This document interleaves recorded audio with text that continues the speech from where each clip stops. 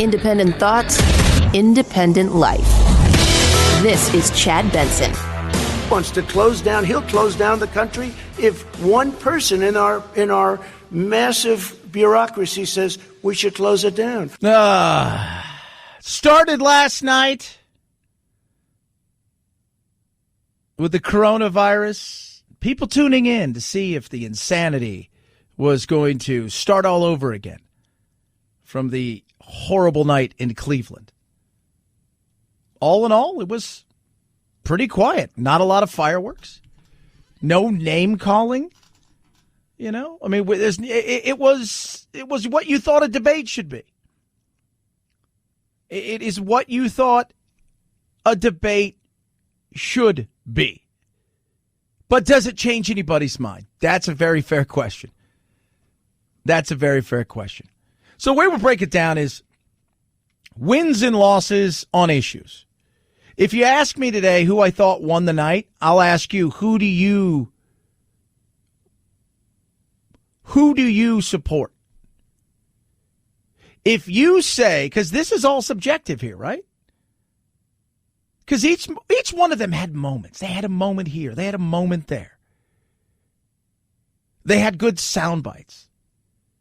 Right? And COVID was the star of the show outside of the mute button, which we'll get to. And by the way, I just want to say this right now. Kristen Welker, hell of a job.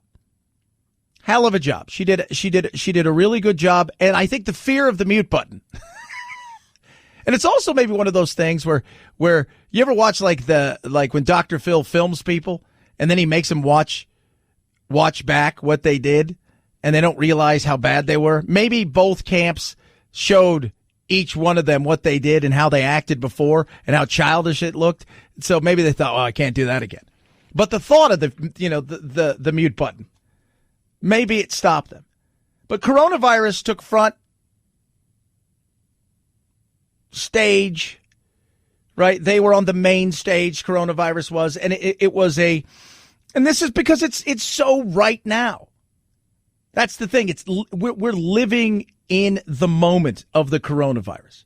So Trump says, hey, Biden wants to shut it down. Biden says, I'm going to shut down the virus, not the country. It's his ineptitude that caused the country to have to shut down in large part. Why businesses have gone under, why schools are closed, why so many people have lost their living, and why they're concerned. I can't blame Trump. Even last night, Trump said, look, I take responsibility, but I don't take the blame.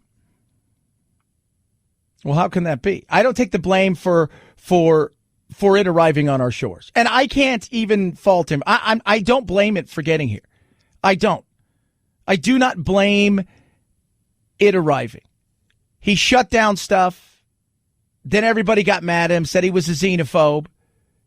And then they all retracted their tweets, right? Oh, my God, no. No, he did it right. Because then all the scientists and the doctors like, yeah, that's a good thing to do. It doesn't matter. And I'm telling you guys this right now. It's a person who's as straightforward as it gets when it comes to any of this stuff. I don't think Joe's going to do a better job at all. Joe may make you feel better, but I don't think he's going to do a better job.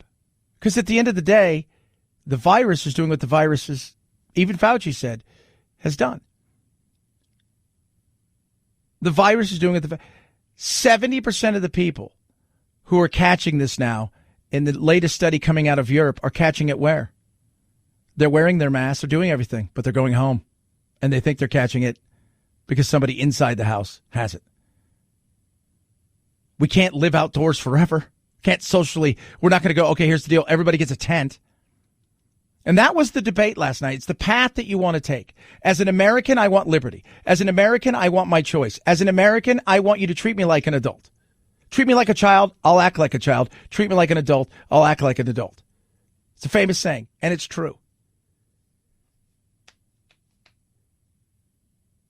Do I think, and Trump said, look, I take responsibility, but I don't take the blame. Biden got kind of look, and he said, look, I won't blame Joe either. I couldn't blame Joe. And I think that's very real. But we also live in a world where we want to blame somebody. And it's not just this. We live in a world all the time where we want to blame somebody. You have trouble at work?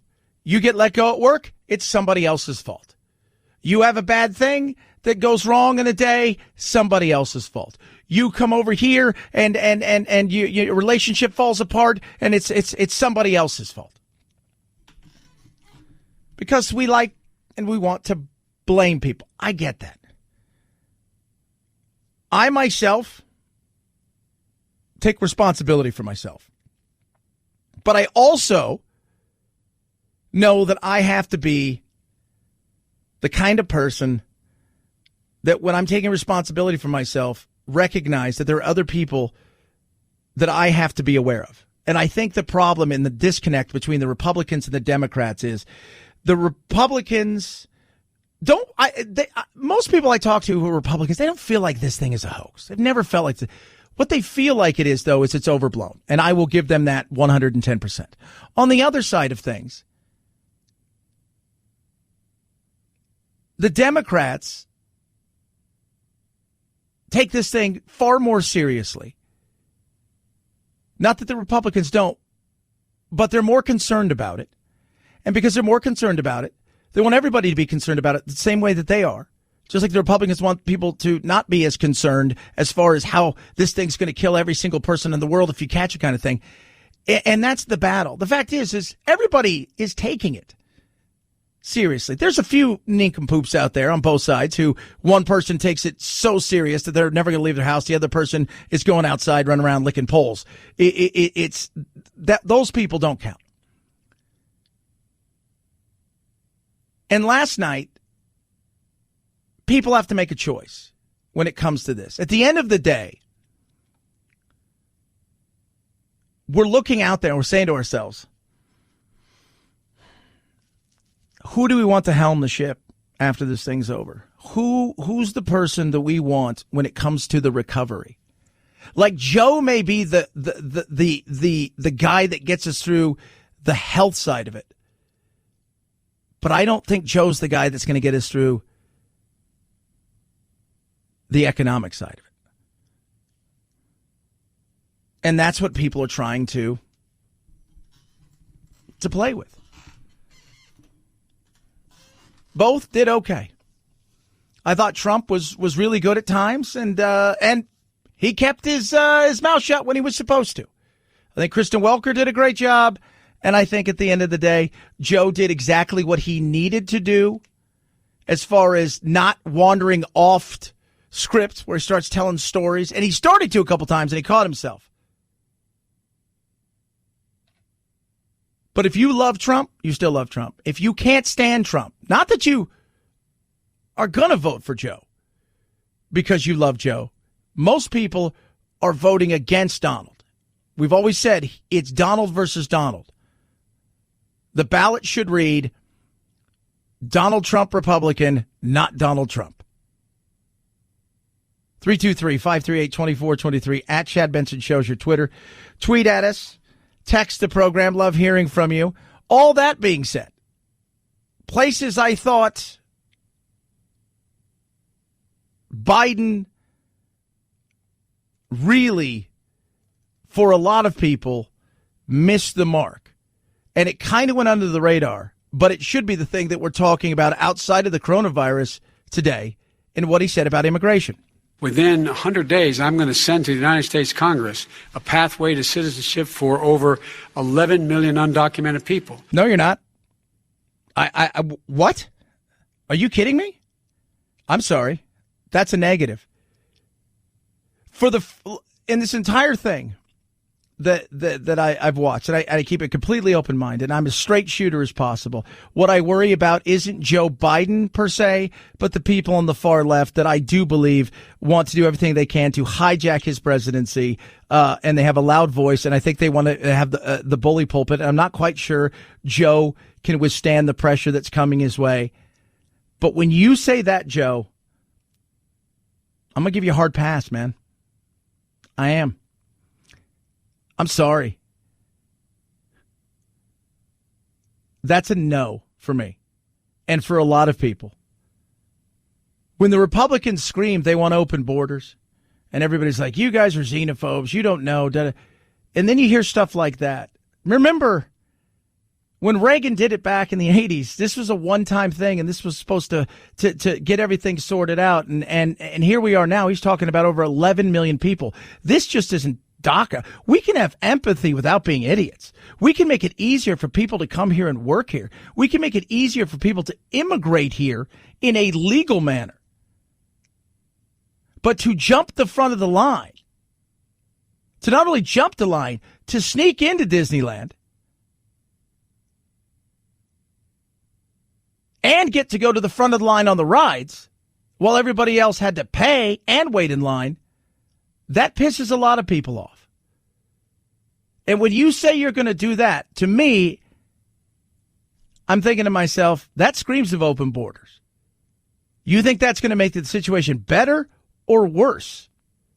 We can have strong borders and strong immigration laws and have empathy and make it easier. But that, it's a hard pass for me. 323-538-2423 at Chad Benson Show's Twitter. Twitter is out there. The Instagram out there also at Chad Benson Show. You can tweet directly at me, Chad Benson Show TV. Check out the Facebook as well. What'd you think? Tweet at me. We got a poll question up. Who do you think won? I love when people say, well, I think President Trump looked more presidential. Here's my thing on that. You are the president. You should be presidential. Like, that shouldn't be the question. Am I wrong? You should always look presidential. We'll see. Raycon, best earbuds around. Love it. Take mine everywhere, especially when I go work out, go eat golf balls, play soccer, whatever it is that I'm doing. The E25s, 6 hours of talk time. And we talk about it, seamless Bluetooth pairing, all of those things that are just incredible. The bass, the sound quality, the noise isolating fit when you're making phone calls or doing video conference calls. But all of that aside, for me, it's the comfort. I put them in my ears. I never have to mess with them. I don't have to always push them in. I don't have to worry if I'm, running around playing soccer, working out, that I have to push them in and they're falling out. And that stuff is so important, and it gets so frustrating. There's no stems. There's no wires. And when Ray J put this together, he wanted to put it at a price point where everybody could have the best earbuds around at a price that's real. And that's what he's done. Get your E25s from Raycon. Go to buyraycon.com/Chad. They already start well under $100, and you're saving 15%. Buyraycon.com/Chad. Buyraycon.com/Chad. Chad Benson Show.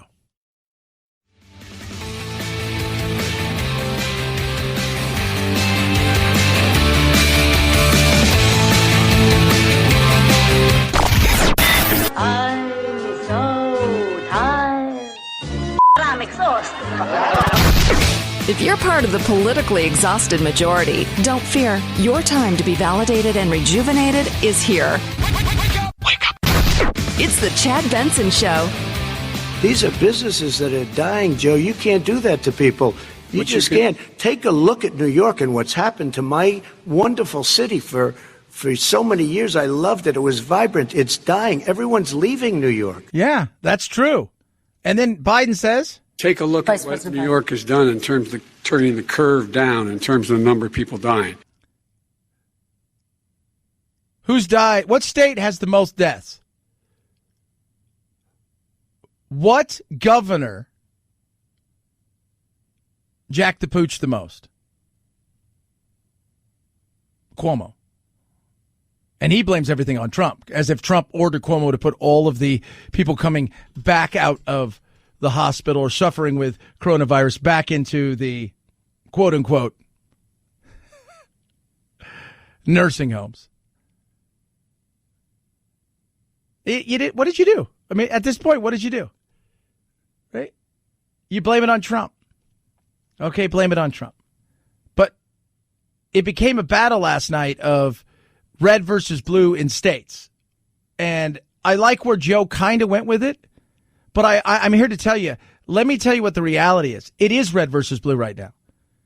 Trump doesn't want any of the governors in red states going out talking about the spikes that they're seeing in their states. And governors across the country in the blue side of things have kept things completely shut down, even when the curve went the other way. Remember, it was flattening the curve. Then the flattening the curve for some states became finding a cure. Let me tell you, we all live with risk.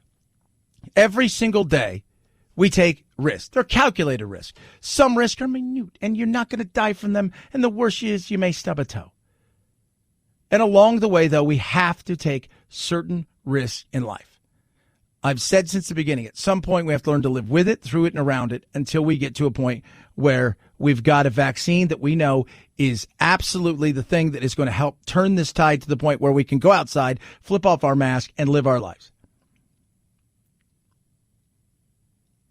But we're going to have to start living again. And the damage that has been done, I don't think people realize how bad it is.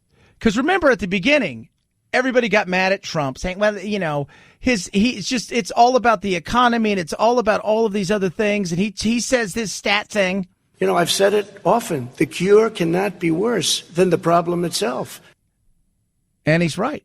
Because over the last several weeks, you've seen doctors, you've seen pediatricians, you have seen psychologists, you've seen psychiatrists, you have seen epidemiologists and other people and scientists all come out and say, all right, here, we're going to have to start living. Because the rise in suicide, alcoholism, drug abuse, and the ignoring of other health problems is tremendous. And every one of you listening who has a child at home and who's been at home and has very little interaction with their friends outside of playing Fortnite or on the computer or FaceTiming or something like that, you guys know how bad this has been. My son is pretty damn well adjusted. And at 10 years old, he's struggling. Big time. He's coming out here this weekend and I'm excited, but it has been a long haul. And it's getting worse. We need to get back out there. Chad Benson Show.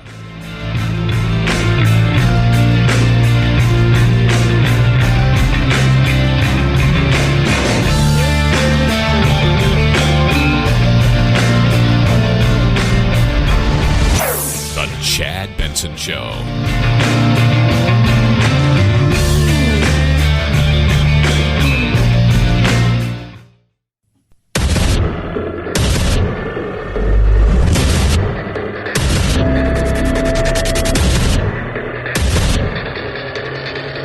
Independent thoughts, independent life. This is Chad Benson. What I'm going to do is pass Obamacare with a public option. It'll become Biden-care. The public option is an option that says that if you, in fact, do not have the wherewithal if you qualify for Medicaid and you do not have the wherewithal in your state to get Medicaid, you automatically are enrolled, providing competition for insurance companies. Look, one of my things that I have talked about is giving people a public option. Are you serious, Chad? Yeah. Give people a public option. But understand this. The public option is going to be that. It's the public option. You're going to get this is government-run health care on that side with the private option available. I've never had a problem with that. I said, look, there's ways that we can go about doing and protecting the absolute most vulnerable. We should be able to have a common sense approach to stuff. So you don't go bankrupt. So we can get control on the way that we spend money when insurance companies are like, we're not going to pay $100 for an aspirin. We'll pay $10. You shouldn't pay $10. To have more competition. I've talked to a couple Congress people. We've had serious discussions. I said what we should do is allow everybody to get their own private health insurance to a certain level. Families and everything else. When somebody becomes critically ill, whether it is a massive car accident, a stroke, a heart attack, cancer, you move off those on to the government for that treatment. You break a leg, and you have HIV. Well, you broke a leg. That could be covered there. What can we do to find common ground? Because I do see people who worry. I do see people who are sick and tired of the battling. And that's a lot of what ends up happening. And if the insurance companies don't get their heads out their butts, you're going to lose by default, because eventually, let me tell you what happens in life. When people get tired of something, they'll take and they'll advocate for the least annoying.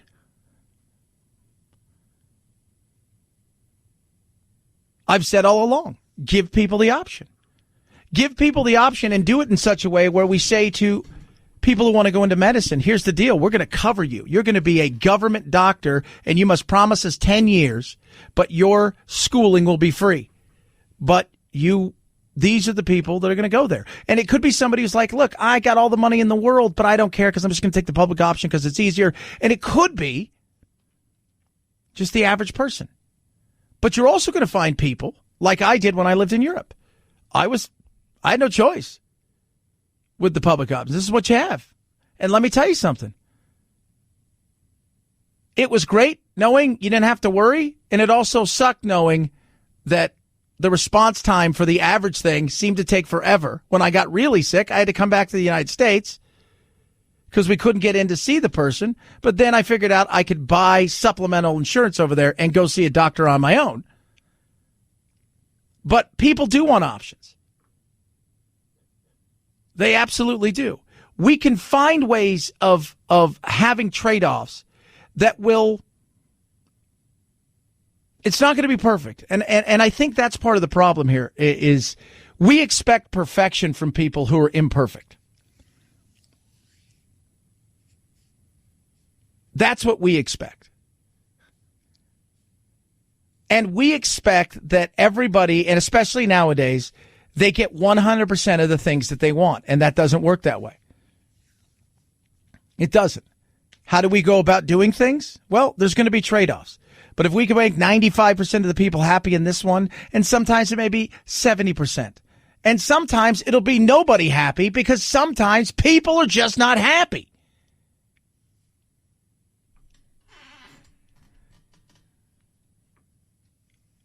But we can be smart about it. It shouldn't be this hard. We make everything hard. And by we, I mean politicians. And by politicians, I mean the politics that they play. What a politician might want to do means very little to what his big donors and the party wants him to do. Or her. Don't want to mess that up. But yeah, healthcare was a big issue. And it should be an issue that we talk about. And it should be a zero-sum game. What's wrong with giving people an option? Now, people are going to bitch out there, and here's the thing. You've got to put it into a point where you're not taking the option of having private health care through your business, through your, you're not taking those things away. And you're allowing people to buy private health care if they want to. Small businesses, individuals, whatever it is. You shouldn't go bankrupt over a heart attack.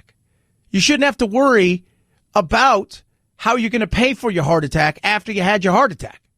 Those things shouldn't happen. But we need options. And all too much in politics, the argument over something is more important than the actual result. I didn't mind that answer. I know a lot of people, they take us to socialized medicine. First of all, it's not going to happen in our country. Because people, the average person, wants to be able to have some control over their options. But could we have something where it's 60-40? Because I think some people, and here's the thing, I know there's a lot of people out there that if you were given that option, they would just go, I'm going to opt in here because I don't have to worry about anything. But you're also stuck with that care. And then you'll start to hear people go, well, he's got health care privilege. Yeah, maybe. We can figure things out. The problem is we don't because we're too busy arguing. We're too busy trying to make a point rather than find a solution. We're too busy asking people who are imperfect to be perfect. 323-538-2423 at Chad Benson Show is your Twitter. Tweet at us, text the program. Love hearing from all of you. I do. Speaking of the coronavirus, I know this is going to make some people angry. Despite the cases rising and hospitalizations going up, studies are showing that the mortality rate is actually dropping as doctors learn more about this novel coronavirus. And that it's so funny to watch people argue, almost want it to be worse than it is. Really, like they want it to be worse. We lost we did. It was 250,000 people. By the time we probably go to vote, we'll be right around 250,000 people. Now, out of those 250,000 people, I'm going to say something that people can, majority of them in their 80s and 90s, and they may not have made it for another year. Chat. It's the reality of it, right? Like I am, we're going through it with my grandfather right now. He's in a home. Could be today, could be next week, could be next month. I'm under no illusion. If he got the coronavirus today and died, I'm not going to blame Trump. He's gone downhill big time. And I mean big time. I mean, 3 weeks ago, he was walking and all this stuff. Then it's to the point now where he doesn't eat, doesn't walk, can't keep his head up.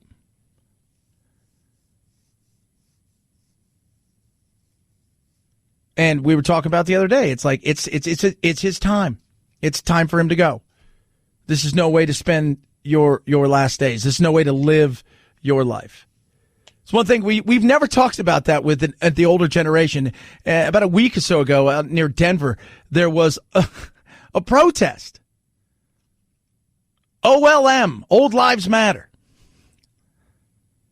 They're upset because they feel like they've had no say in this. You can't go see grandma and grandpa because you could get sick or you could make them sick. And they said, I'd rather die of the coronavirus than die of loneliness. No, we have to protect you. It's like, this is where we are, where we don't look at the stats. We don't put things together because it's all about emotions. What kind of emotions can I evoke out of you? It's not as deadly. We can take it serious. We can also live our lives. We can be cautious with common sense. Am I saying something that's weird?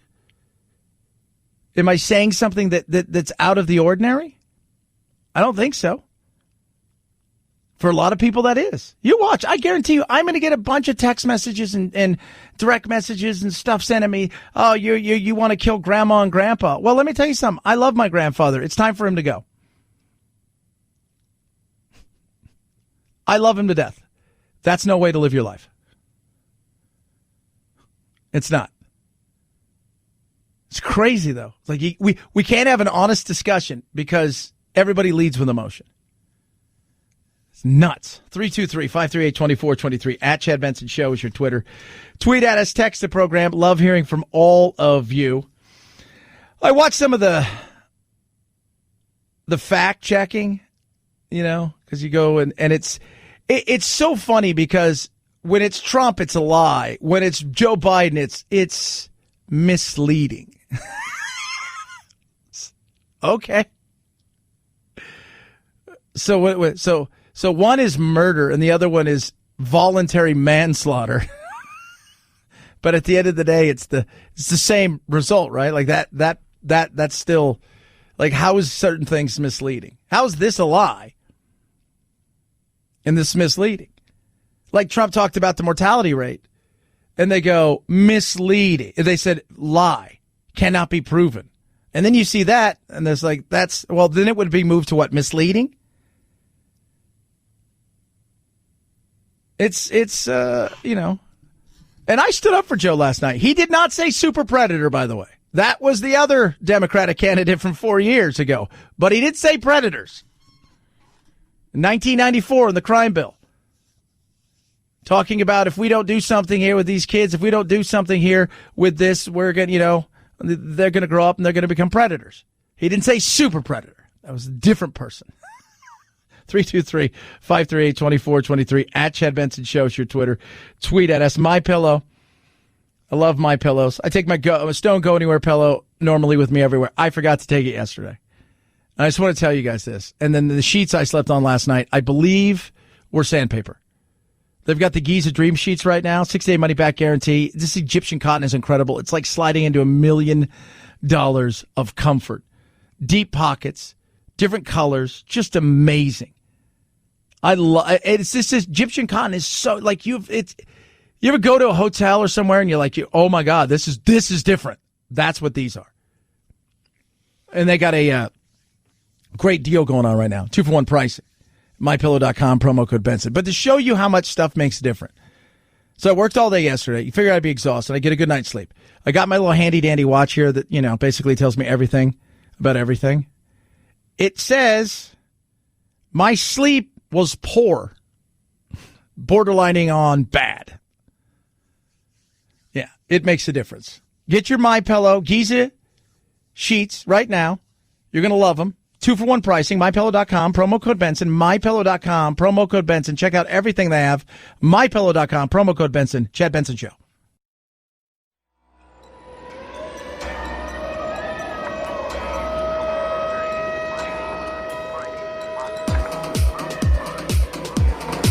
Darn, that climate change. Batten down the hatches.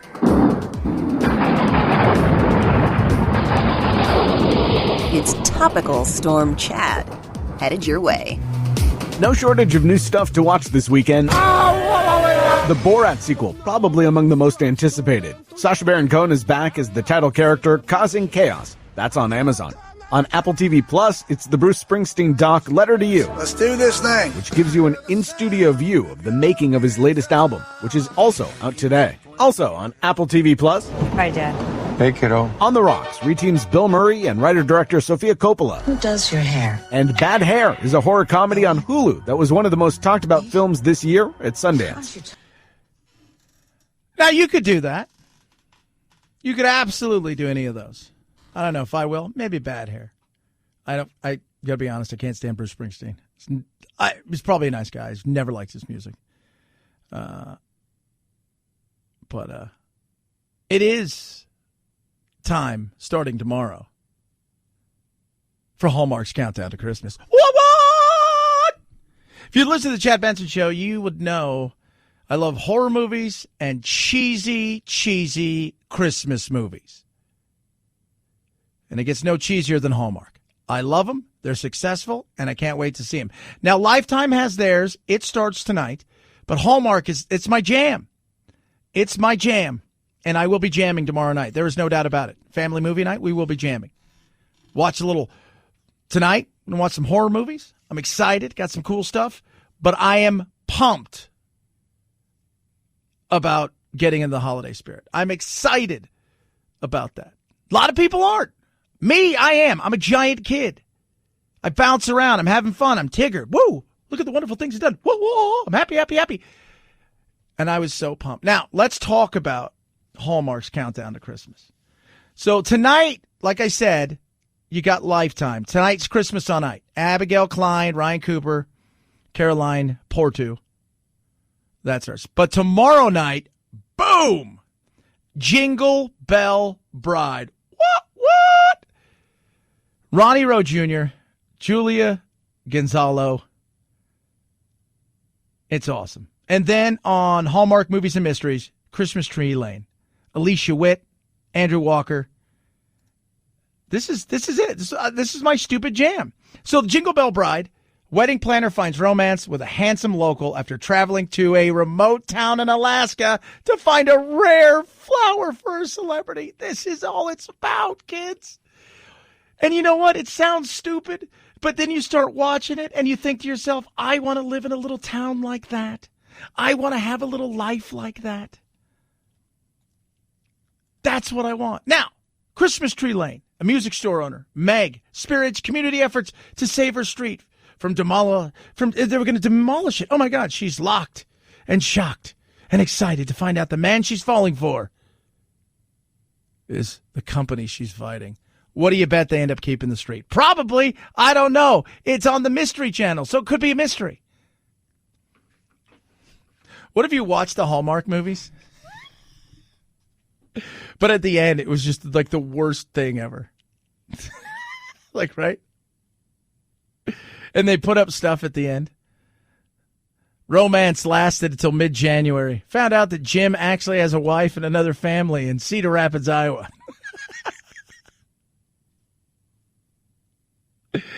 Karen loses the store because she has bad credit and an opioid addiction. It's not very nice, I know, but it's just nice. To me, I love it. It's stupid, but and I think all of us need something like this. This is as far as my empathy goes. It's my silly Hallmark movies. 323-538-2423 at Chad Benson Show. Earlier we were talking about my grandfather. Somebody checks in. How dare you say that it's time for your grandfather to go? You know you're right. I would love him to linger on in his bed, laying there, not being able to control any of his bowel movements. It's sad. It seems like a very... Come on, get over yourselves, please. My goodness me. People. Common sense. Not so common. Chad Benson Show.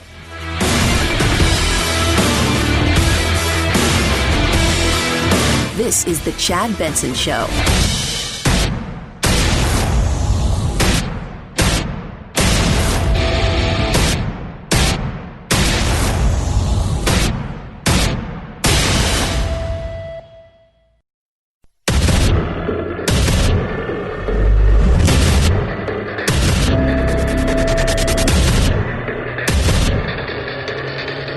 Independent thoughts, independent life. This is Chad Benson. 99% of people recover. Lie. We have to recover. Okay, we true? can't close up our nation. We have to open our school. No. And we can't close up our nation. We should? Or you're not Okay. going to have a nation. Battle that was last night. Who won, Chad? Tell me who won. Do you like Trump? Yeah. Well, then he won. Do you dislike Trump? Yeah. Well, then he lost. It's like nobody woke up this morning and go, I watched it last night. And I had my mind made up. The people that have not voted who are on the fence, there's a few of them. Some, as eloquently put by producer Anthony, are people who need therapy because he was watching people who had not made up their mind yet. He's like, I don't think these people could tell if they couldn't choose between butter and margarine. It's not going to happen for them. And I bet their entire life's that way. Like they probably have no idea where to eat dinner ever. It's the decision making that upsets them. But there are people out there who don't mind Trump's action, and in many cases, like Trump's actions. But they can't stand the man. They hate him with every fiber of their being. And I'm not talking about him as an individual. I'm talking about him as Donald Trump. What's the difference? Well, if you were there with him, you may not hate him. You may get a better understanding if you had a personal. But what we see is what the media feeds us and the caricature that all politicians eventually become. Because it's a media persona, and they can't stand that.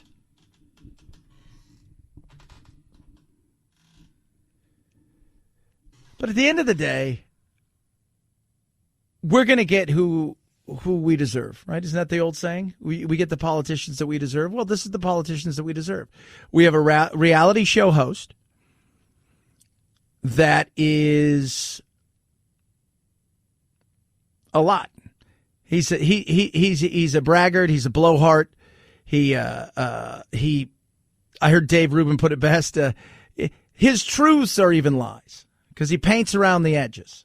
And that's, he said the paint around the edges. The truth lie thing was me. Yeah. Even when he tells the truth, there's lies in there. Because it's just, you're selling. What do you sell? You sell the sizzle, not the steak. You're selling the smell, the sizzle. Oh, what's that? What's that noise? You ever been in a Mexican restaurant and you order like, I'll have 2 taco meal. They're the number 7. And then they walk by with the fajitas. Oh. Now your meal may be better, but it's that sizzle, the pop, pop, pop, pop, pop, pop, pop. Oh. Who we choose in 11 days, you're basing it on 2 things. The one issue that's near and dear to your heart. Is it immigration? Is it the handling of COVID? Is it foreign affairs? Is it social justice or the disdain for social justice? So you have your thing. Is it the court system? And then you have the second thing. Or in some cases, for some people, it's the first thing. It's usually one or two. The economy. Now, when I look at all of the polls, they all say, rah, rah, rah, rah. Trump sucks at this, sucks at that, sucks at this, sucks at that. Joe wins, Joe wins, Joe wins, Joe wins. The economy, Trump.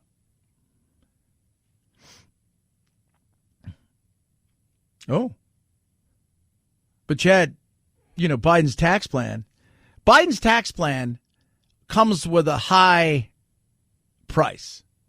And I know that sounds weird. His tax plan comes with a high price? Explain that to me, Mr. Chad. I don't understand. Because Biden's tax plan comes with lots of spending. We're spending already. Wall Street, people say, Wall Street doesn't care. In fact, they may prefer Biden at this moment in time. Because they know with Biden, they get tons of spending. They love that. More stimulus, tons of spending, free money, handing it out. Woo! They like that. Woo, woo, woo, woo, woo. Trump's plan is like, hey, let's lower some more taxes. Let's make some of these things permanent. Let's build. And oddly enough, that sounds almost like a building kind of from the bottom up. Meet in the middle, right? A little trickle down, try to build from the bottom up. Let's all meet in the middle kind of thing. Wall Street, they don't care who wins. But they do know one thing. They're winning. And the spending that Biden wants to do is the scary part. So, yes, it's the economy, stupid, and then whatever your issue is. Right now, Trump's biggest problem is the COVID issue. It's not just the biggest problem for him. It's been the biggest problem for the world. The either lack of response, the overhyped on how deadly it is. It's more deadly than the flu. It's more deadly than the flu, but not much more deadly. And we have therapies and a vaccine for the flu. Soak that up. 2.5% of people in America have caught it. Even if you, and here's the thing, well, they'll say, well, it's probably more than that. Okay? Double it, triple it. What do you think it is? Some people think it's not 8 million, it's 80 million. It's 10 times. I said, well, if you're starting to go out 10 times and you're looking at the death rate, then you got to step back and say it's maybe not as deadly as the flu. Oh. We allow science to be hijacked by politics, and that's when science gets scary. To me, science gets scary then. Because you look at science and you're like, science is just science. But when you have now science that is part of academia to the point where it's been hijacked by academia to prove points, but then at the same time told by academia now you have to have certain things in your science that even if it doesn't fit your science, it fits a narrative. And then along the way, it became political. And when you use science for political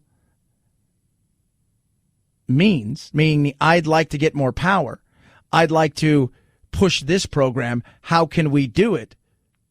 That's what's scary. So what's your issue? Is it COVID? Has Trump been bad? You can argue he's been bad. You can also argue that we were told at the beginning of this it was going to be 2 million. And that if we did everything, we'd be lucky if we didn't have 500,000 that died. Well, along the way, we flubbed our lines. We miskicked. We got it straight for a while. We screwed up again. It's never really gone anywhere. We've pushed for a vaccine. We're getting closer to a vaccine. Remdesivir got approved yesterday for FDA for use inside of hospitals for critically ill patients. So that's a treatment. And we have 200,000 plus dead, which sucks. So you can argue, yeah, it's been awful. Like if Joe was there, everybody would have survived. Not true. And by the way, Joe's plan is a national mask mandate, which he's not going to be able to do because states aren't going. Some states will push back, which will be the red states. I really don't see too much different things that he's pointing out. And it's easy to be Monday morning quarterback. And if Joe was president and it went south even further from where he's at, I can't blame that on him. So what is yours? Is it immigration? For me last night, Joe jumped the shark. For me last night, Joe said something that made me say, well, that's a step too far for me. That right there is the point where I'm like, you know what? I'm going to have a hard pass on you because of your first 100 days and what you're going to do in the first 100 days. That, to me, is a hard pass. Within 100 days, I'm going to send to the United States Congress a pathway to citizenship for over 11 million undocumented people. That's a no. I was talking to a Republican strategist last night, and I said to him, I said, you know what the Republicans should do? He said, so you want 11, you want us to say it's okay, you've jumped the line, you've done, we can have empathy. Understand, if I was in their position, I was coming from a land that was absolutely corrupt. El Salvador, Guatemala, you name it, Mexico, corrupt, crime, violence. Every one of us out there would have done the exact same thing. Let's get to a better life. Let's get our family a better life. Let's do all we can because that's what people do. It's okay to have empathy. It's okay to have understanding. But it's not okay to say everybody else that's done it right, these people get to jump in front of you. You paid to get into Disneyland. They didn't. And on top of that, they're going to get to jump the line. Chad is not jumping. It is jumping the line because we think that people come here and they apply on a Monday and by Friday, America says, yeah, you could totally come here. Some of these people wait a decade or so just to get the opportunity to come to America, not get to live in America and wait for the opportunity. So that to me was a no-go. But I said to this Republican strategist, you know what I would do if I was Americans? If I was Republicans, I would say, okay, here's the deal. You tell them, we'll give you their path to citizenship, but there's two conditions. First of all, they have to forfeit X amount of tax dollars and refunds that they would get in the coming years, 7 years, whatever it is. Secondly, they can never vote. Yeah. But Chad, that's very un-American. Well, if you're doing this and you're rewarding people, there's got to be some consequences, right? Just saying. Could you imagine that? They would be like, and no, it's a game. Remember what happened? Trump offered, 800,000, give or take, DACA recipients? Trump said, I'll give you 2 million DACA recipients. Give me my money from my wall. They said no. Shows you how political this is.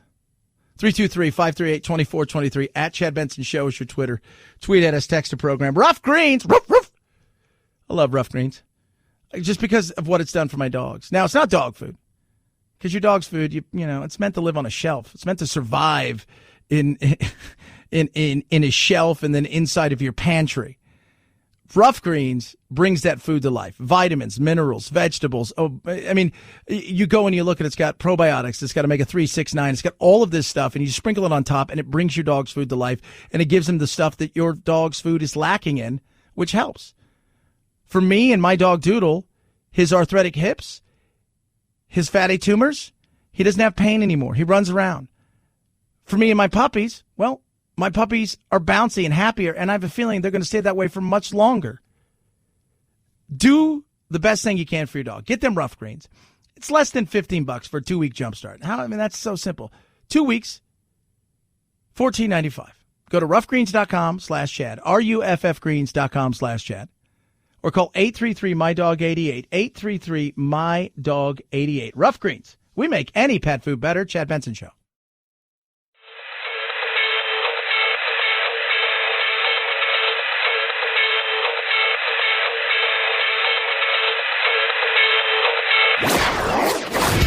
Don't let the Washington Beltway strangle you. This is where the exhausted majority comes to refuel, realign, and reevaluate. This is Chad Benson. 5, 4, 3, 2, 1, 0. Ignition. Liftoff. Now it's time to find out what's trending. What's trending? Yeah, what does that mean? I mean something, right? Like it's trending on the old internet. What's trending? All right, let's take a look at what's trending. Obviously, debate trending, as well as some other stuff that is very interesting. Derek Chauvin, quietly. Remember that guy? George Floyd, the cop? Judge dismisses third-degree murder charges against him, but the second-degree murder charge is still out there. Top of that, remdesivir is trending. People trying to figure out what it is. It is a treatment that the FDA approved yesterday, becoming the first approval of a treatment. So when we think of the flu, Theraflu, something like that, this is the first. But it's not something you do at home. It's something that is administered at the hospital, and so it's more later stage, middle to later stage, where if you're really sick, it gives you a chance of surviving or not getting on a ventilator. And if you're in the hospital, you have a chance of getting really sick, it can potentially stop you from getting to that point where they're even thinking about that. This is my favorite on Google. We touched on it yesterday, just the guys and I talking about it. The diabolical ironclad beetle. Now, if you don't know what this is, it is awesome. It is a beetle that can withstand being run over by a car. Its exoskeleton is incredible. In science, they're studying it. Like, what is this? 39,000 pounds this thing can withstand? Oh my, well, what is this? What is it about this thing that makes it so impenetrable? And it's awesome.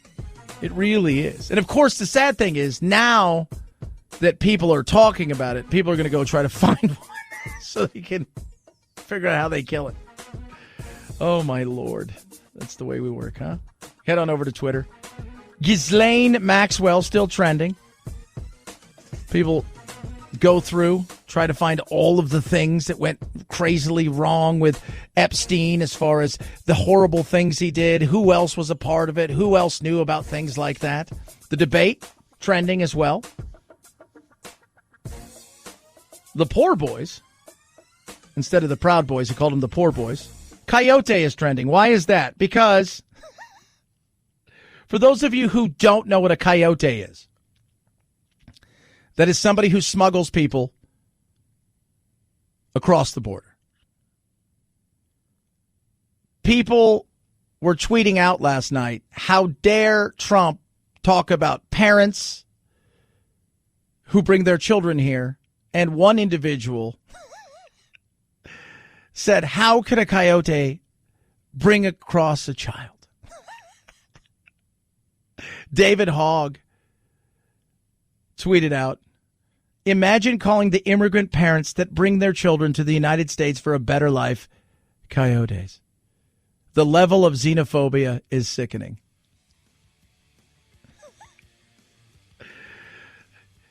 Idiot. Sorry, you are. You are. It's just, you are a boob. You are. I don't. What do you say at that point in time? 323-538-2423 at Chad Benson Show is your Twitter. Tweet at us. He's got 1 million followers, by the way. Just let you know that. Chad Benson Show.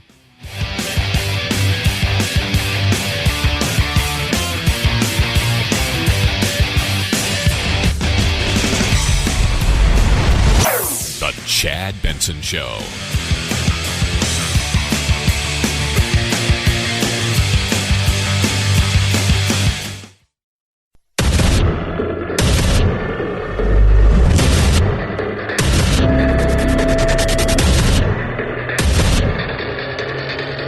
Independent thoughts, independent life. This is Chad Benson.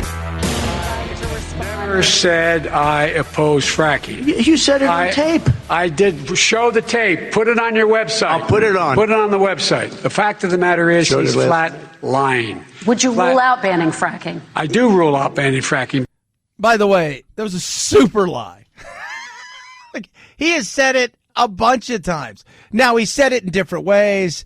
Not that we're not going to have fracking, but we're going to ban it from federal lands. Well, when the government is the biggest landholder, that's an issue. Yes, we're going to get rid of it. Yes, we're going to stop it. I mean, it's call it what you want. You've said it. Joining us now is the person who endured last night's much better debate, Jim Kennedy, Kennedy Institute of Public Policy Research. All right, Jim, the fracking thing, I want to touch on that because some states, one that's becoming a battleground state, which is the oil-rich Texas, and places like Pennsylvania and Ohio and other places where fracking and or oil or fossil fuels is a big part of their business. That's an important thing, and Trump's going to be playing those things on a loop over and over again. Yeah, absolutely. Yeah, that is something that is going to hurt Joe Biden in those states. For those 12 or 14 undecided voters, or that haven't already voted, I believe something like 42 to 45 million Americans have already voted before they even started the throwdown last night. But for those that haven't, yeah, that'll definitely be a big thing. Texas, as you said, has become a battleground state, and that is not going to play well because there's millions of energy jobs in Texas. Always have been, and it's the number one energy producing state, and it's a critical industry for those people. So yeah, definitely Ohio, Pennsylvania, and Texas will be the states that are going to hurt Joe on that. And again, I'm sure that they had something up and running, almost immediately after Biden said that. We kind of wonder if Trump kind of was waiting and baiting Biden on that one, just waiting for him to say it, knowing that they were going to play something because they knew that they had him saying it. So let's look at it. This is the way I look at. Everybody's got one thing, Jim, that is their cause du jour: climate change, social justice, the fight against social justice, immigration, illegal immigration, whatever it is. And then the economy is either one or two on your list, and then everything else, it's all the same. Last night, I thought both of them had their moments. If you ask me if I had to say who was the winner, I think Trump won last night. But did it really change anybody's mind? That's my big thing. Because if you love Trump, you still love Trump. If you hate Trump, well, nothing changed from last night. No, absolutely not. These tend to not really make much of a difference because there was no real moment or there was no real memorable quote from last night.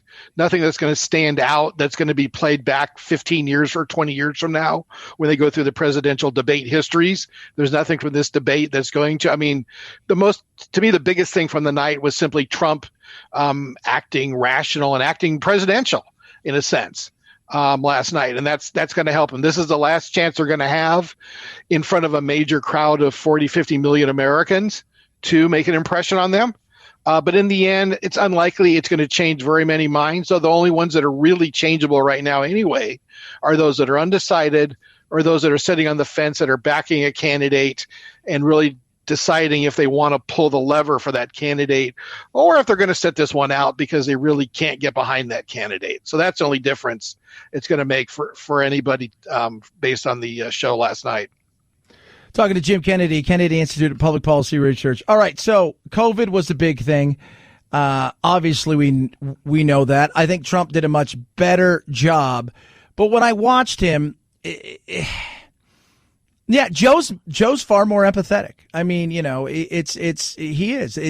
has a much better, softer side to him. We don't see a lot of that stuff with Trump. And, some people are that way, by the way. There's a lot of people out there who aren't presidents of the United States, but are just kind of gruff, oh, you're a crazy uncle or this, that, and the other. Doesn't mean they don't care. But we do like a certain sense in a position like this, Jim, where we want to see some softness.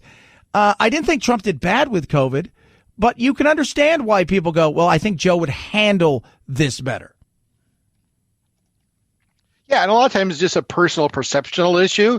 And remember, Trump is the guy that was there, and Trump was the guy that has had 200,000 plus Americans die of COVID on his watch. And it's always going to be a tough question for him, regardless, because everyone's going to say fewer should have died. Trump immediately brought up and said that a lot more could have died based upon the models, and we've done a great job of cutting those numbers down by a significant margin.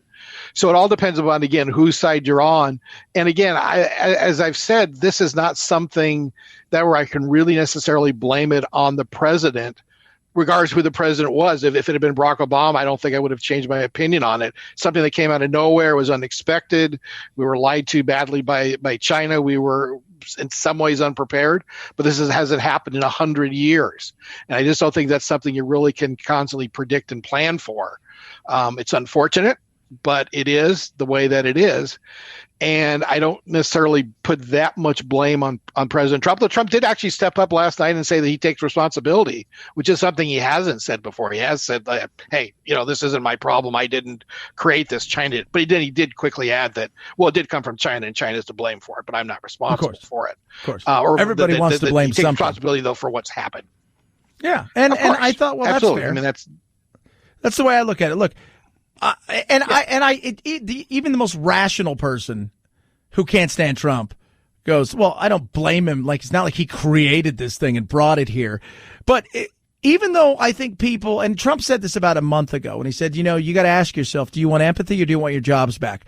And that's the part, because I think a lot of people would like to see Biden usher us through this thing, but then step aside and let Trump handle the economy. Because when I look at all the poll numbers, Trump gets smashed in just about everything except for the economy. And as we always say, the economy's stupid. It's the economy, stupid. Are people that are undecided, is that the thing that they're trying to figure out? Is it going to be how Trump is going to handle this economy? Because we are going to get through this. I think it depends upon where they are. If there's someone that's lost their jobs because of COVID, probably not, because they're going to blame Trump for losing their job.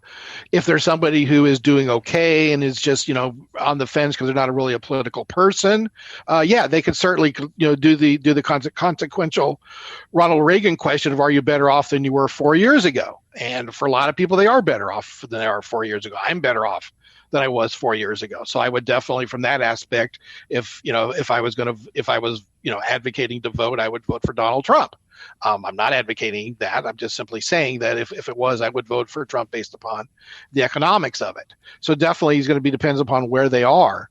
For some people that is, a major factor. To me, the economy is the major factor because you need that to build everything else. You want social justice programs? Fine. You need a robust economy and money coming into the Treasury to afford new programs. You want to do this or whatever, you need the money coming into the Treasury to do that. We also need to work on balancing our budget, which is not something we're going to be doing in the foreseeable future. Talking to Jim Kennedy, Kennedy Institute of Public Policy Research. Jim, for me last night, because I've been up in the air, the things that worry me about Joe Biden isn't his health. I don't think, if you go watch, and I tell everybody this, just go watch Joe Biden from 30 years ago, and you're like, he hasn't changed. Oh, maybe he doesn't talk as fast, but he went all over the place for years. But I worry more about the extreme side of it. What did the AOC +3, as he called it last night? I worry a lot about that because that is, the Democratic Party didn't have the guts to put somebody up that they probably would like to have seen run in a more uber social justice left-leaning way. But they got Joe Biden. But the fear is that Joe's going to be overrun. Then he said this last night, which, as far as I'm concerned, this became a hard no for me. Within 100 days, I'm going to send to the United States Congress a pathway to citizenship for over 11 million undocumented people.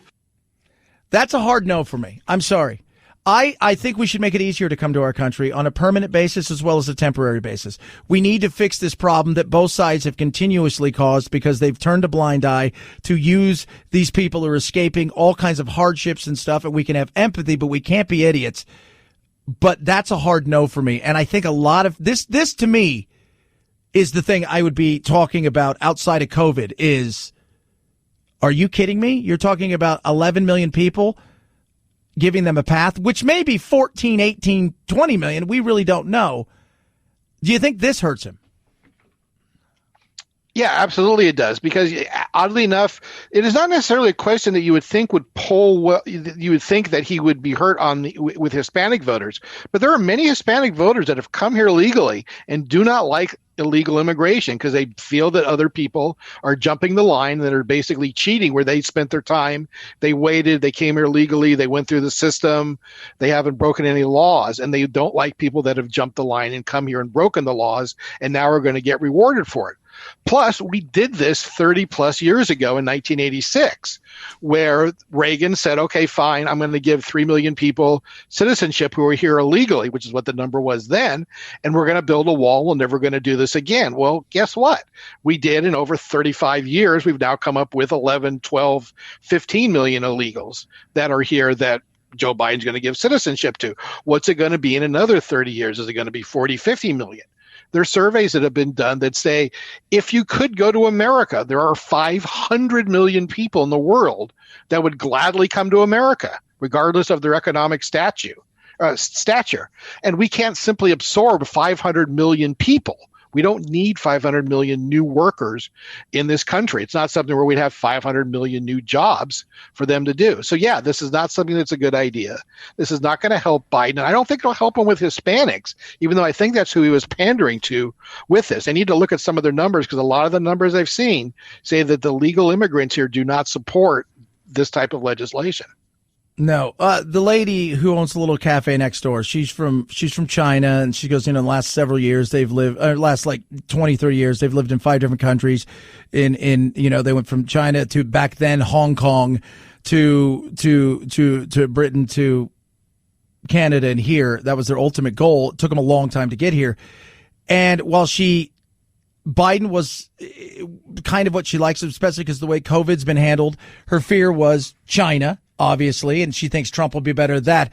But her number one thing was, I don't like the fact that the left wants to allow people to jump the line after all the things I went through. And I do think, for me personally, this was a bridge too far. I'm sorry. I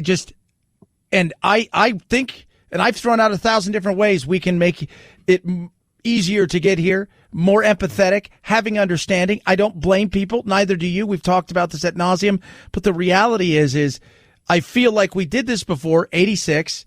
We were never going to do it again. And we're still talking about doing it. And we never fixed the problem. And I blame both sides. But we can't be stupid enough to do something like this. And it's not good. By the way, what do you think, Jim? Just throw this out here. Last quick question. You think this makes it easier for people to go, all right, I'm making the decision to go to America. If they're going to legalize people, I might have to wait 20 years, but they'll probably do it again. Or do you think people say, well, no, that's the last time they're going to do that? No, I think they're thinking that this is going to be an endless loop. We've seen it already, and that I might as well go there because at some point, if I'm not a legal citizen, my children will be if they're born there, and eventually I will be, and they have zero ability or zero willingness as a nation to deport me. So I'm figure as long as I don't get caught crossing the border and I stay, below the radar, I'm clean and I'm going to be fine. And my kids are going to live in America and go to American colleges and lead a better life than I did. Jim Kennedy, Kennedy Institute of Public Policy Research, and you can always follow him on Twitter at Righty Jim. As always, brother, it is great talking. You did a phenomenal job. Go get yourself some rest because that takes a lot out of you watching all that stuff. Thank you very much. Have a good one, Chad. You too. At Chad Benson Show, Twitter, ChadBenson. Hello Fresh.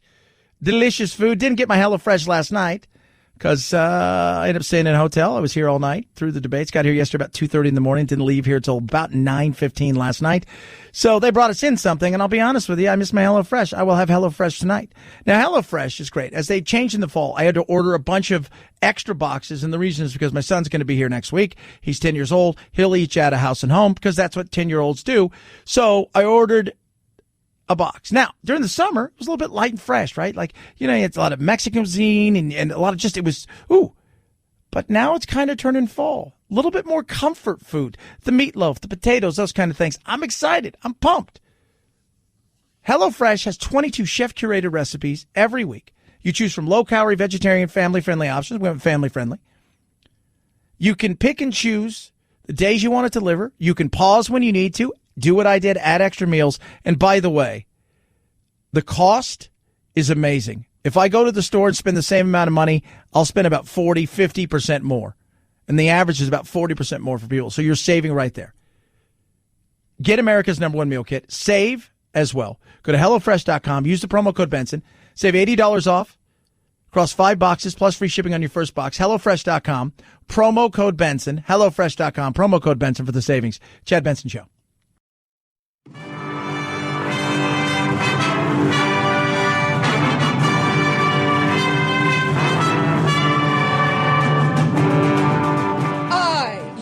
be free. I am not a terrorist. I am not Antifa. I am not a sex slave that wears masks. Don't be a cutie pie. Probably sit around and cook some soups and eat bread and desserts and just get all fat and sassy. You're ruining my life, man! Yeah, you haven't seen anything yet. You're listening to The Chad Benson Show. Do we believe science? I do trust in science. Scary movies, they freak you out, raise your heart rate, but what's scientifically the scariest? A new study conducted by Broadband Choices strapped 50 people to heart monitors and had them watch 50 films considered to be the creepiest. Classics from Halloween to The Exorcist and more modern movies including The Conjuring. And the one that got hearts racing the most? Get the kids, pack the car. We have to leave here now. 2012's Sinister, starring Ethan Hawke, average heart rate of 86 beats per minute. 2010's Insidious was second. None of the classics made the top 10. Now, for me, and we're going to start on Monday, our countdown of the greatest horror movies of all time. I do it every year, and we're going to be counting them down. For me, Paranormal Activity in the modern day is the most terrifying movie I've seen. It is. Never, I'm just telling you guys, and if you've seen it, you're like, yeah. I mean, on a budget of $10,000, it made hundreds of millions of dollars. It spawned several sequels, in which there, by the way, there's going to be another one coming out. Coronavirus has kind of slowed things down. Sinister is amazing. And that was the real start of Blumhouse's and the, hey, guess what? We can make horror movies, use psychological stuff. We can give small budgets to people that are up-and-coming directors, and you watch what happened. And it was great. As far as the older movies go, Halloween is still my favorite movie. I love it. There's a lot that goes into it. I've already watched it 3 times in the last couple weeks. Exorcist, though, still terrifying. The Exorcist is the reason I love horror movies. But I can't disagree with any of that. I can't. And while some movies obviously hold up, and we live in a world now where, God, 2 or 3 years can make a movie look antiquated, that's why Paranormal to me is the most terrifying, because it doesn't matter what year it is, it looks real. Chad Benson Show.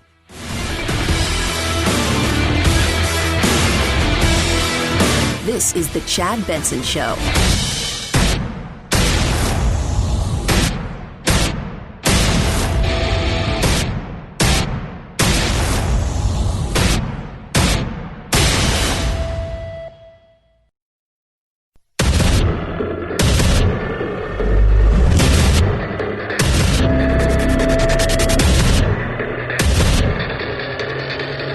Independent thoughts, independent life. This is Chad Benson. It actually worked. Because they were unable to interrupt each other for that 2 minutes, it set a tone that was just different. The commission, I think, made a smart change in this. They took a lot of heat for it, but in the end, I do think it contributed to a more civil, toned-down affair for this final debate. Praise thy Lord!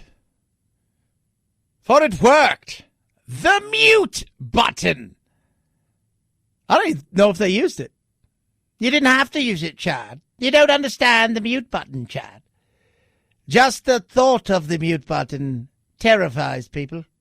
Sitting there in its little sitting there position, waiting patiently for when one person goes too long and then, they've wandered into the den of silence. It worked. Does it matter, though? Trump could have used this 3 weeks ago. He could have. He could have used a performance like last night 3 weeks ago. Who do you think won, Chad? Well, I think each one of them had their moments. I'm not saying Joe was bad, because he wasn't. He was just Joe. Go back and look at Joe from 30 years ago. Not a lot's changed. He talked a little bit faster, but not a lot's changed. Everybody loses a step. Come on now. Come on now. But who do I think won? I thought Trump did really well. I think he had his moments. I think Joe had a few moments. But I don't think, win or lose, outside of Joe Biden collapsing on stage and falling asleep, forgetting who he was, walking off into the wilderness, or Trump dropping some sort of N-bomb or going over and punching Joe in the throat, that it was going to change anybody's minds. There are a select few, us Ronins, right?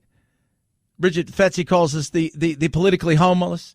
I feel like I'm a Ronin. If you don't know what a Ronin is, a Ronin is a samurai warrior who lost his master or follows no master. Kind of does their own thing. Independent. You know, our thought is I'm independent in mind, and I am very independent. There are things that I look at and I say, I like the way the Democrats do some things. And things I look at and I go, I like the way the Republicans do some stuff. Now, none of it ever ends up the way it's supposed to be because politics gets into the mix, and as we all know, it goes, then it all falls apart.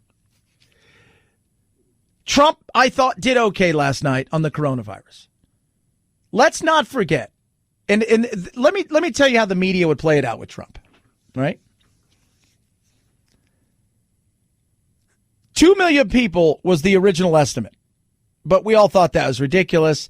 But over time, the modelers all changed the model along the way. And you do that based on the way that people act. And then we start to find out more about the virus and find, okay, maybe it's not as deadly as we once thought it was. And so you go and you do all the things that you do and you start to model it in a different way. But let's just say it was half of that, 1 million. We're not there. Now, over time, if this thing lasts for 4 or 5 years, we're going to be there. By the way, over 4, 5, 6, 8 years, we'd probably get somewhere around there with the flu as well. And we have a vaccine and treatments for that. So for Trump, you killed 220 million people. If it was Biden that was president, it would be he saved 800,000 lives. The number's the same, just the outlook is different. It's the glass is half empty or glass is half full. There's a lot of things I have really been pissed off with the way that Trump handled the coronavirus. It's going to be gone by Easter. I spoke to the bunny. He's like, I'm getting it gone. And it hasn't been. He played it down too often when he shouldn't have been playing it up, but he should have been a little bit more serious. He should have pushed a little bit harder when it comes to masks. At the end of the day, that's still a state issue. I look at the governors there, and I also look at individuals. If you treat people like children, they're going to act like children. If you give them the straight skinny, in a lot of ways, I think that most people get it. Most, not all. Not all. You're always going to have that person who goes too far one way or the other. Okay, you can have the person that walks in screaming, "If you make me wear a mask, you're taking away my civil liberties." And then you'll have people like Gavin Newsom in California is like, I don't think people should not wear a mask ever. They should wear a mask 24/7. And Thanksgiving should be only 3 households, 12 feet apart, outdoors, in between bites. Take the bite and then put your mask back on. So that's the extremes of insanity. Unfortunately, one of them gets to run a state and the other one is just a Karen. So there was that. They had good moments. I'm going to tell you guys this. Every one of us listening has an issue or two that it's near and dear. You know, for some people it's choice, right? Women's choice. For some people it's pro-life. So for some people it's social justice, right? They think we need social justice and for some people it's the courts. For some people it's the economy is the only thing they care about. For most people, the economy is either number 1 or 2. But they have that other issue. What's the issue for you? And that's what you decide. The issue for you is what? Is it the way he's handled the coronavirus? You don't like the way he's handled the coronavirus? You liked the way that Joe looks at the camera and gives you that kind of empathy and that. And I'm going to say this right now. I have nothing against Joe Biden. I think he for all intents and purposes has done what he thinks is right. He has played a part in a wheel, a cog in a wheel of Washington, D.C., and I do not for a second think he is a bad man or part of a criminal empire or any of these things. I don't. Just like I don't think Trump is all that is evil, all that is racism, all that is, I just don't buy into that crap. But what is your issue? At the end of the day, for some people, the issue has nothing to do with what we would normally be talking about. It has nothing to do with the economy or choice or the courts or immigration or, fossil fuels and climate change or healthcare. For some people, it's I don't like him. Him. I don't like him. And then you have a lot of people I talk to who say, I can't stand him, but I like his actions. Don't like him. What's the issue for you? That's the question that you have to ask yourself. Because I think that for the undecided voters that are independent, people who can look at stuff and say, okay, I can compartmentalize. I could say, I thought Joe won the healthcare debate last night because he did. The Republicans, not just Trump. Remember, before Trump got there, the Republicans have been trying to get rid of Obamacare forever. But since Trump's been there, they've not done anything but talk a good game, and they've failed miserably at it. And I thought he won. I thought Biden won that. And I don't even mind some of the things that Biden's talking about. On immigration, I thought Biden really lost. For me, especially on immigration, he lost. And the reason is he said this. Within 100 days, I'm going to send to the United States Congress a pathway to citizenship for over 11 million undocumented people. That's a bridge too far for me, Joe. I understand all of what you're saying, the empathy, the whole nine yards. And I hate the fact that the Republicans and the Democrats have used individuals who are escaping awful situations as a political football. It is not right. Businesses use them for cheap labor, and that is on us and our politicians. But at the same time, we do have a system. We have a system of laws, and at some point in time, we're going to have to be honest that we can't do that. That rewards something that you shouldn't have done. We can have empathy. We can carve out a new immigration system that allows people to get here in a much easier way, whether it's residency, temporary work visas, whatever. But to say that you're going to do that is a bridge way too far for me. That's a hard pass. And Joe has a tough time. Let me tell you something about, we talk about Trump. Trump skirts the issues when it comes to white supremacy. And I'm just like, no matter how many times he says it, you can go back and point out. And I'm very honest with you guys. The super predator thing, that's a lie, Donald. He never said that. Hillary did, but he didn't. But he did say predators in 1994, and he wouldn't talk about the movie. So one was super, and the other was just regular old predators. Just like in the last movie, there was a regular predator, and then they got a super predator. And they're like, where did that one come from? He's like 15 feet tall. Joe did say predators. And if you put it in context, it's not like he came out and said they're all going to be predators. He didn't say that. Just like they're not all rapists and stuff, but we never do that. We can just take a soundbite. The immigration thing for me is too much of a bridge. That I look at this and the bridge is out and I say, you know what? I got to jump this bridge now if I want to be with Joe. And, I can't. I'm sorry, Joe. I can't. That's unacceptable. We can fix the immigration system. But we were supposed to do that in 86. And Reagan said 2 or 3 million people, we're going to give you free amnesty. This is what we're doing. But here's the deal. We're never doing this again. We're going to strengthen our border. We're going to build some walls in some areas. And we're not going to do this again. And the minute he did that, by the time the ink had dried, we were back at it again. And lo and behold, all these years later, we're what? We're talking about 11, 12, 13, 14, 50. I don't know how many people. but we're not doing that. What about DACA? I'm fine with DACA. I'm fine with giving them a path to citizenship. If they've obeyed the law, if they've gone to school here, I don't want to send kids home and young adults who've come here, have been educated, and who will be a productive part of society. That's a stupid thing to do. But we're not talking about that. We're talking about a pathway to citizenship that shouldn't be a pathway. It shouldn't. We can discuss in a rational way other things, but to me, that's a no-go. 323-538-2423 at Chad Benson Show is your Twitter. Tweet at us, text the program.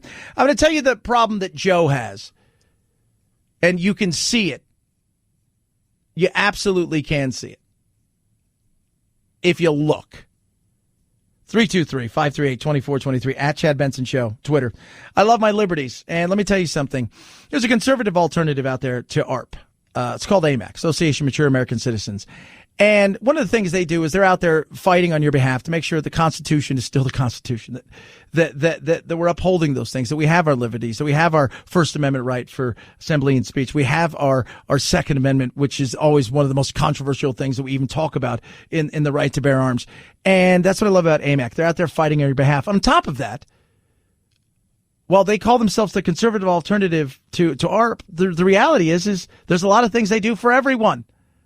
One of those things is making sure that Medicare is still there, right? That Social Security is still there, that people don't run hog wild with it and do silly things with it. These are things that need to be discussed, and you need somebody out there on your behalf, and that's what AMAC does. But on top of that, there's so much more. You get retail, restaurant, hotel discounts. You get discounts to things like movies, huge discounts on insurance, travel, you name it. Join now. Just try it. Free. For 1 year, it's on me. Go to amac.us/chat, amac.us/chat. See what they can do for you. They put their money where their mouth is. The benefits are incredible. amac.us/chat. Chad Benson Show.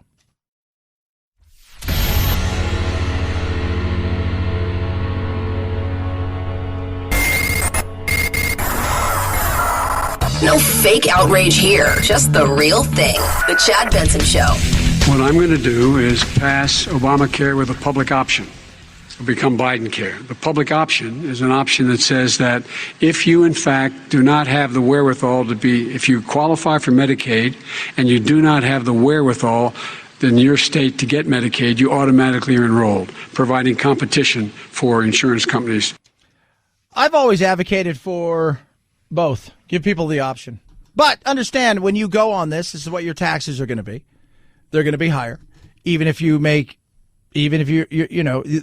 to have skin in the game. To appreciate the things you have to have skin in the game. You ever known somebody who doesn't care about anybody else's stuff, and they'll screw it up, and they don't care. But the thing that they bought with their own money, they take care of like it's gold. You got to have skin in the game. Give people an option. But that option is the government side of things. Private health care, it's going to still be here. I don't think it's going anywhere. Partly because the lobby's too big. At the end of the day, they've entrenched themselves. People say the government's not going to take it away the way that people think. Like somehow tomorrow, they're just going to rip it out of everybody's hands and say, no, you got to go here, this, that. And the reason that's not going to happen is because they all need the money too much. They need the money to keep their fiefdoms alive. Chris Rock said it. There's no kings or queens, but there's dukes and duchesses, and they want to stay that way. Hence the reason when you go and look at the lobby, you can always tell who doesn't care who wins because they give the same amount of money almost to both sides. So, I'm fine with that. Give people that. Give people that option. And I think some people, even people who do really well, guys, you know what? I'm sick and tired of dealing with it.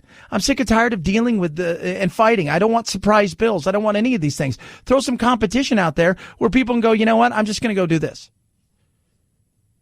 But understand that when you make that choice, that's the choice you're on. And there's other ways we've discussed how we can go about trying to fix healthcare and make it so you shouldn't be scared if you have chest pains and you go and you find out you had a heart attack that's going to cost you $50 quadrillion, or that you go and you have your appendix out, right? And the person across the street has their appendix out, and that one costs you $2,500, and they're charging the insurance company over here across the street $12,000. Why? Did they do something magical over there? We need a fix. We do. We need to get closer to our medical provider and further away from the chaos and insanity of the insurance world. Too many rules, too many insanity. You spend more time pushing paper than you do seeing patients. That's not a good thing. This is where I thought Joe did well. We're going to talk about the struggles that Joe has, and you could see it last night in some of his answers. 323-538-2423 at Chad Benson Show is your Twitter. It's the Chad Benson Show.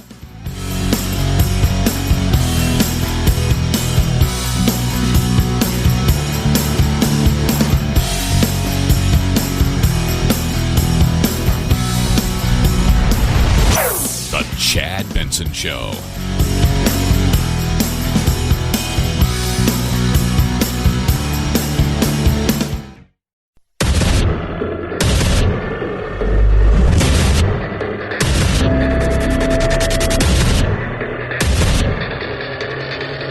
Independent thoughts, independent life. This is Chad Benson. I never said I oppose fracking. You said it on tape. I did. Show the tape. Put it on your website. I'll put it on. Put it on the website. The fact of the matter is he's flat lying. Would you rule out banning fracking? I do rule out banning fracking. You're lying, Joe. Even CNN fact checked you. It's like, Trump's right. It's like everywhere. And this is the problem that Biden has. As you go through the debates last night and you listen to him talk, Joe wants to be all things to all people. He wants to be everything he can to everybody he meets. The one thing about Trump that I'll give Trump kudos for is Trump is Trump, right? He'll lie. Even his truth has lies in it. Because he can't just say he caught a fish. He had to say he caught a great white shark. But he did catch a shark. Yeah, but it wasn't a great white shark. Well, still, it was a man-eater. It really wasn't. But it is what it is. Even his truth he throws, the hyperbole is there. He, as Dave Rubin said, he paints outside the lines at times. But Joe's trying to be all things to all people, and this is where the battle begins, and you can see it. Which is, Joe's trying, he said last night, I beat those people. I beat those people. I beat those people that you're talking about. When you're talking about, I want to do, I'm socialism and all of these things, I beat those people. Joe, you really didn't beat those people the way that you think. You got some help along the way. And a lot of people who are middle-of-the-road Democrats who can't stand Trump but don't like where the Democratic Party is going decided that you were the best bet and that hopefully there's a reset. And I think both sides are kind of thinking, is there going to be a reset? Is this what we're going to get? But he's trying to walk that line of knowing full well in his heart, you can't say we're going to give people that have been here illegally, hey, here's your pathway to citizenship. Because even common sense Democrats are like, you're kidding, right? Like that's impossible. You can't be, we're going to ban fracking and then say we're not going to ban fracking. So you're not for open borders, but you're just not for stopping anybody coming by, and eventually you'll get around to giving them citizenship, but that's not open borders. You're going to ban fracking and not ban fracking at the same. You're walking the line that's fine, which is, how do I appease a younger generation that is ravenous in their outrage at everything, and how the Democratic Party seems to be heading in that progressive way, and at the same time not scare everybody else off who is regular old, union member, pipe-fitting Democrat, right? Wife's a teacher. They go to church. He's got some guns, but they're solid Democrats. how do you appeal to both? You can't be all things to all people. And when you try to be all things to all people, what ends up happening is usually you disappoint everyone. That's the problem that Biden has, and you can hear it. And that's why people who aren't fans of Trump, and there's plenty of them out there, get nervous because they believe that he is going to be run over in office. That the minute, if he wins and he gets that, hey, swears the oath, boom, away it goes. That the left is going to come in and they're going to do everything they can to push an agenda that, quite frankly, is insane. It is. The Green New Deal, even if you, it's nuts. It's not based in reality. It's based in La La Land. But don't you want clean energy? Of course I do. Go look at a lot of the stuff, though. It's not just about clean energy. It's about social justice. It's about a lot of different things. It sounds great because it's green. Oh. And they throw in the New Deal because FDR had the New Deal. Look at all the things it did. He saved everybody. Go look at a lot of historians and economic professors will tell you, yeah, his run at the New Deal in many ways did far worse. The idea sounded great, like a lot of things. But it prolonged things that, the recession and the Great Depression and the recession. You go see the way that it hurt. I feel for Joe. At the end of the day, I do. I look at him and say, that sucks, man. You're trying to please everybody. With Trump, he knows a good portion of the country can't stand him. And he's accepted that.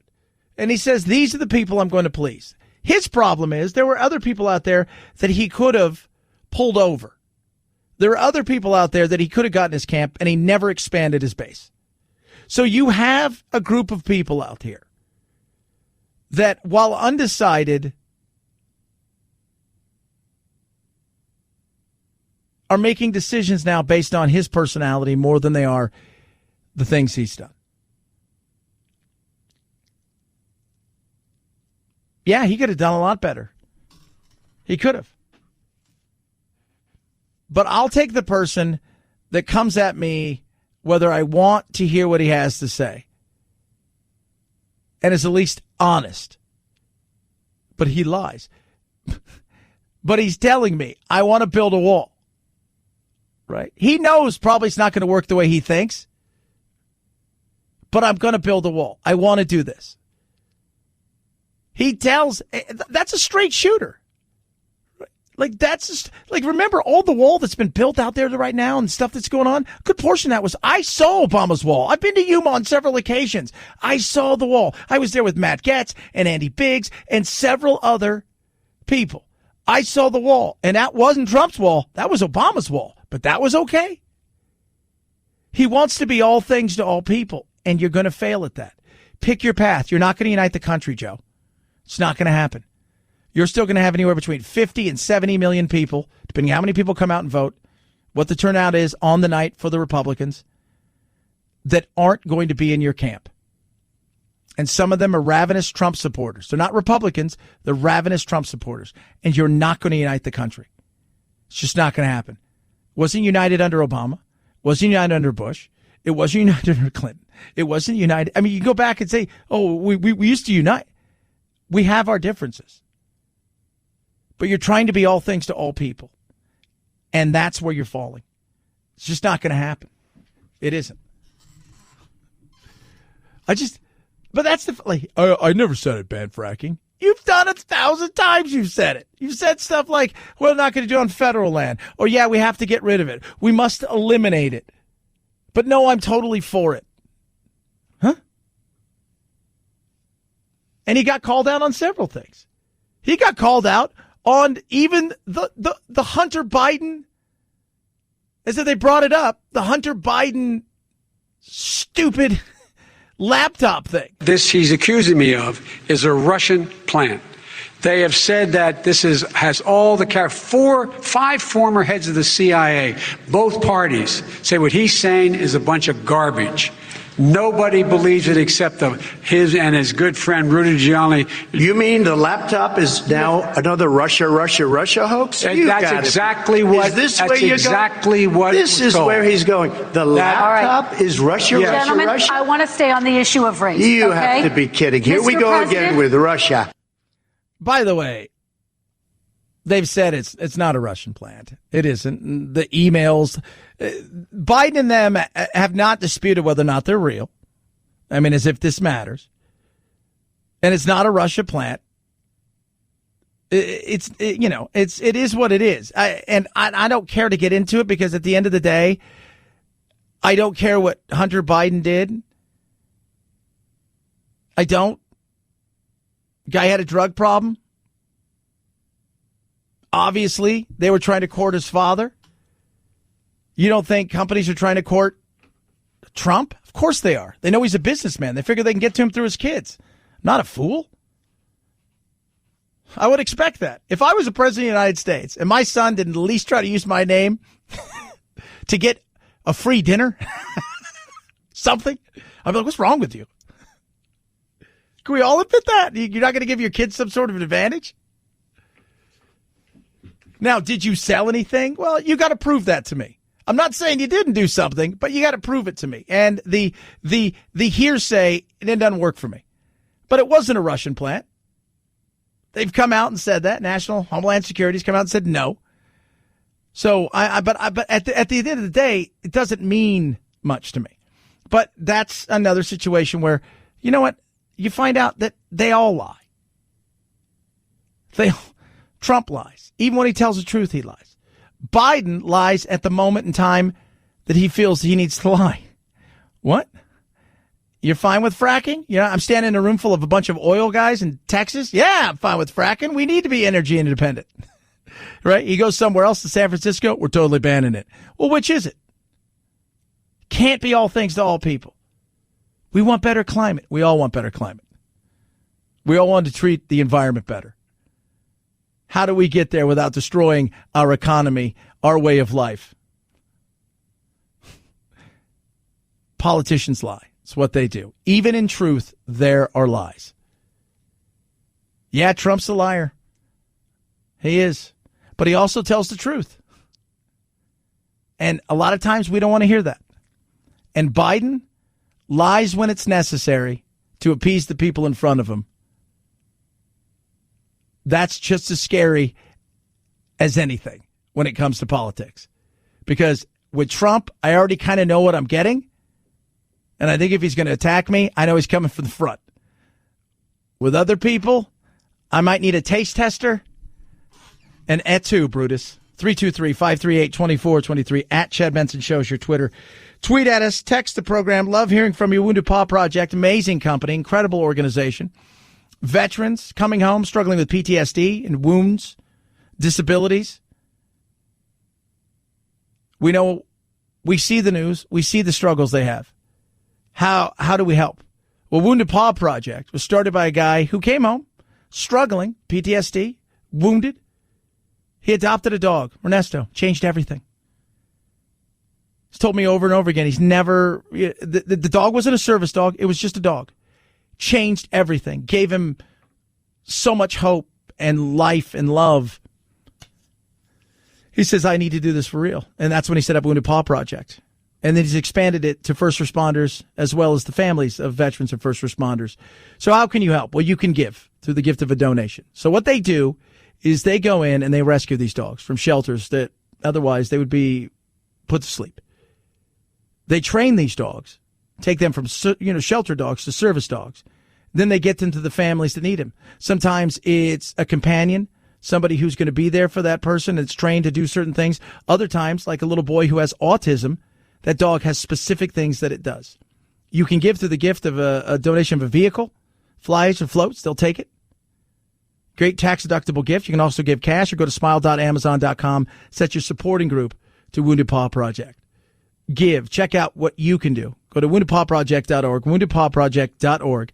See the things they're doing. You'll be amazed. woundedpawproject.org. You'll be saving a paw to save a life. Chad Benson Show.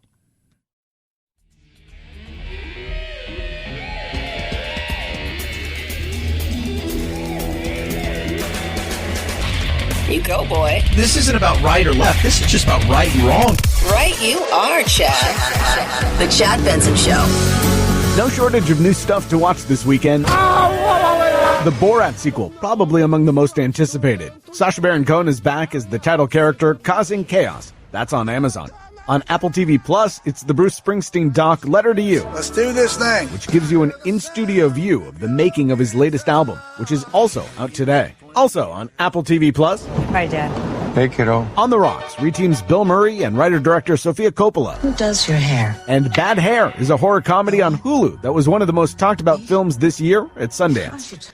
Yeah, we'll have a little family movie nights this weekend. Jack's coming out. Probably watch a few horror movies. We're getting into it. We've decorated the house. We're gonna have a little party next weekend, a little haunted house kind of fun for some of the kids. Chad, I can't believe you're gonna do that. You're gonna bring in coronavirus in the house and blah blah. I'm like, settle down, just settle down, right? I'm not gonna live my life in fear. I'm not. I'm gonna be cautious. And out of an abundance of respect for other people, I wear my mask in sometimes places I probably don't even have to. Around, like, I can see over right now, one of my producers from my local show. He is a great guy, but he's got underlying conditions.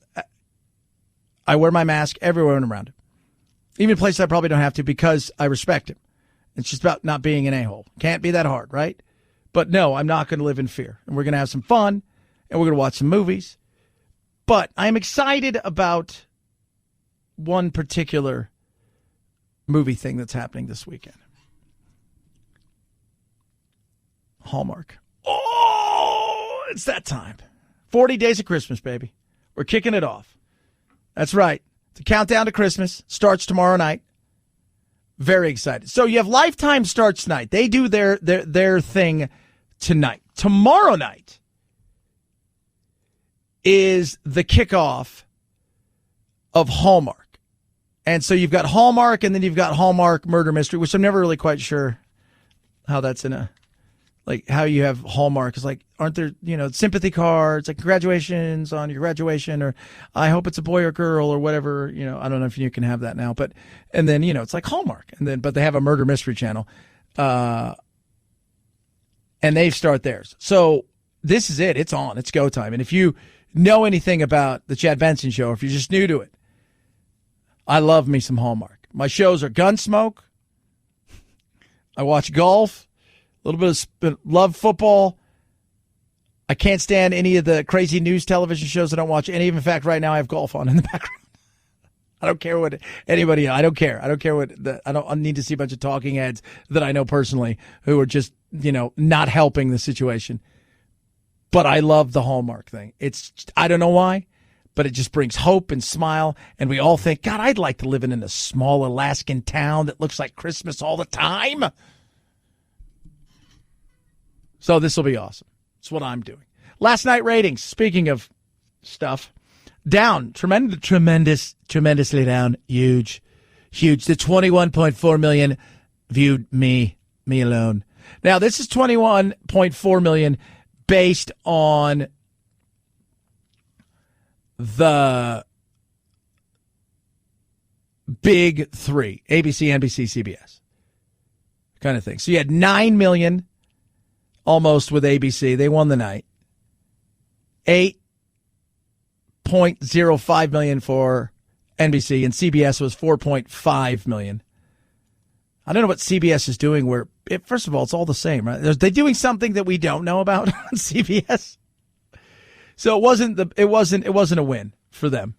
Now that doesn't include the other stuff that will come in, which I'm assuming when you look at this, when you have Fox and CNN and MSNBC and a few others, and you bring it all in, it'll probably push it closer to 50-ish, maybe 55. But considering you had 73 million for the last one, and that doesn't count streams, this is definitely going to be down a decent amount. At Chad Benson Show, Twitter, ChadBenson. Have a blessed, amazing weekend. 11 more days till election. We'll do it again on Monday as always. Night, Jack. This is the Chad Benson Show.